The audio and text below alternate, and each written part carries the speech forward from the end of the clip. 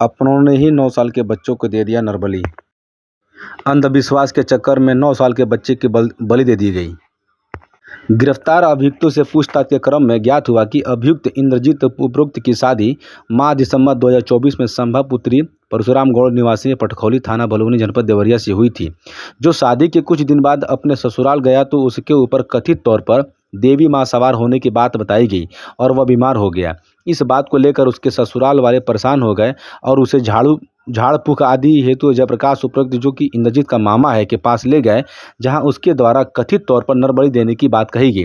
अभियुक्त इंद्रजीत गौड़ उपरोक्त के द्वारा अपने साढ़ू रमाशंकर उर्फ शंकर गौड़ पुत्र रामदुलारे गौड़ निवासी गौरापार थाना गघा जनपद गोरखपुर हाल मुकाम पता सिधुआपार थाना बड़गंज जनपद गोरखपुर से अपनी बात बताई गई तथा 50,000 रुपये में नरबलि हेतु एक छोटे बच्चे की व्यवस्था करने के लिए कहा गया।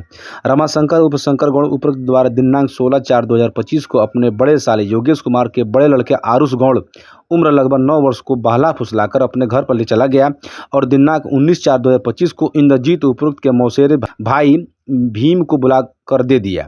इंद्रजीत उपरोक्त द्वारा अपने मामा जयप्रकाश व अपनी मौसी के लड़के भीम के साथ मिलकर थाना कोतवाली क्षेत्र के पिपरा चंद्रभान के बगीचे में रात्रि में कथित तौर पर पूजा पाठ कर उसकी चाकू से गला रेतकर उसकी हत्या कर दी गई और शव को वहीं पर गाड़ दिया गया। बाद में अभियुक्त इंद्रजीत द्वारा शव को निकाल लिया गया और भीम गौड़ के साथ मिलकर दिनांक 20/4/2025 को एक बोरे में रखकर एक पिकअप के वाहन से ले जाकर गौराघाट बराज में नदी में फेंक दिया गया। पुलिस अध्यक्ष देवरिया विक्रांत बीड़ की बाइट। थाना भलुनी जनपद देवरिया में विगत 17 अप्रैल को वादी सोमनाथ गौड़ जी ने अपने भतीजे आरुष गौड़ जिसकी उम्र 9 साल है के गायब हो जाने की सूचना दर्ज कराई थी। इस सिलसिले में टीमों का गठन किया गया था और टीमें लगातार लगी हुई थी।